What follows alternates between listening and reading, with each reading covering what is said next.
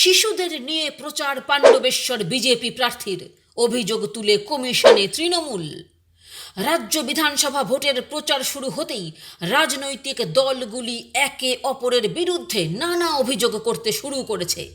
কয়েকদিন আগে এক বিজেপি প্রার্থীর বিরুদ্ধে মানুষকে টাকা দেওয়ার অভিযোগ তুলেছিল তৃণমূল।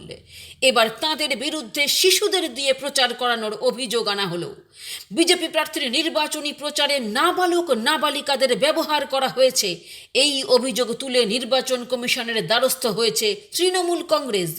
অভিযোগের কেন্দ্র পাণ্ডবেশ্বর বিধানসভা এলাকা। সম্প্রতি সমাজ মাধ্যমে ছড়িয়ে পড়া একটি ভিডিওতে দেখা গিয়েছে বিজেপি প্রার্থীর প্রচারে কয়েকজন কচি কাঁচা অংশ নিচ্ছে। এই ঘটনাকে ঘিরেই সরব হয়েছে তৃণমূল। তাদের দাবি, নির্বাচনী আচরণবিধি অনুযায়ী শিশুদের এইভাবে রাজনৈতিক প্রচারে ব্যবহার করা যায় না। এই অভিযোগের ভিত্তিতে নির্বাচন কমিশনের কাছে আনুষ্ঠানিকভাবে অভিযোগ দায়ের করেছে রাজ্যের শাসক দল। বিষয়টি খতিয়ে দেখার দাবি জানানো হয়েছে। এদিকে সোমবারই রাজ্যে একসঙ্গে ৭৩ জন রিটার্নিং অফিসারকে বদল করেছে নির্বাচন কমিশন। সেই তালিকায় ছিল ভবানীপুর বিধানসভা কেন্দ্রেও। ওই কেন্দ্রে নতুন রিটার্নিং অফিসার হিসেবে দায়িত্ব দেওয়া হয়েছে সুরজিৎ রায়কে। ব্যুরো রিপোর্ট, ইউজে নিউজ।